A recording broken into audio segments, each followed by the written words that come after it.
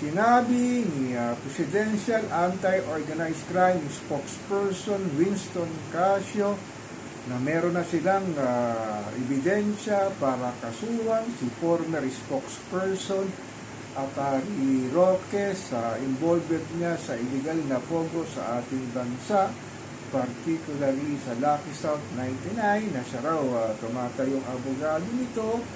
At the same time nga, na sinasabi siya ang protector din ng illegal na gaming na pogo ito, na sinasabing nagludulot ng mga love scam, human trafficking, money laundering, at human abduction, kasama na rin ang mga physical injuries na sinasabing ginagawa nila sa mga empleyado nilang tayuman, lalo na mga Chinese na galing mainland China, Vietnam, Malaysia, at sino mang tututol daw sa kanilang illegal na gawain ay kanilang sinasaktan at sinasabi pa na in-execute daw nila ang mga ito para hindi nga magsumbong sa kanilang mga gobyerno.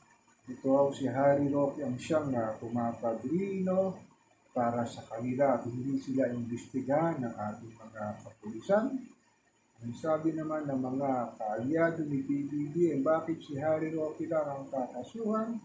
Dapat din daw kasuhan si former President Tatay Digong Duterte, dahil alam naman natin na may connect siya sa mga Chinese ito at kanyang mga kaibigan. At isa lang daw si Harry Roque na sumusunod sa utos ni Tatay Digong. Grabe talaga sa atin, ano? Sa papalapit daw ng midterm election talaga, naglalabasan na ang mga baho ng kampong Duterte na sinasabing tatakbo daw itong senador sa sinasabing Duterte kasamang kanyang dalawang anak na si Paulo at Baste para tumakbong senador sa midterm election para sa Senado. Hindi talaga nababangkit dito ngayon ang mga sinasabing paghihirap ng ating mamamayang Pilipino, lalo na si Juan Cruz, sa patuloy na pagtaas ng presyo ng bilihin, serbisyong publiko.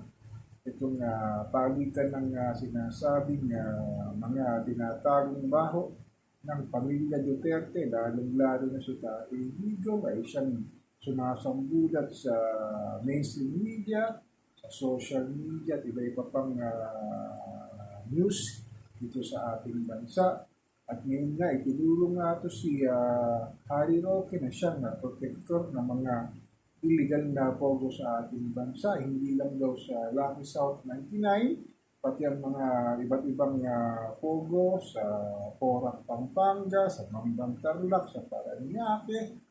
Ang isa daw na dumidepensa para sinasabing wala naman daw magandang naidudulot itong pogo sa ating bansang Pilipinas, kundi lang nagdudulot daw ng ilang mararahas na ginagawa ng mga kumpanya na namamahala sa pogo. Kaya nga ito si spokesperson Winston Casio ay talagang nilalabas daw ang mga ebidensya na kumukunik sa pagkakasangkot nga ni former spokesperson Harry Roque sa sinasabing pogo na illegal na gawain na hanggang ngayon daw ay namamayagpag pa sa ating bansa. Ganun talaga siguro Kumbaga, weather lang, nagkaroon sila ng 6 na taon para hawakan ang ating bansa. At wala tayong magagawa kung talagang meron illegal na gawain ito si Atty. Harry Roque. Basta't merong ebidensya na sinasabi ang PAOK-CC ay ilabas na nila at kasuhan nga si Harry Roque sa sinasabing kanyang kasalanan bilang protector nga na illegal na pogo dito sa ating bansa.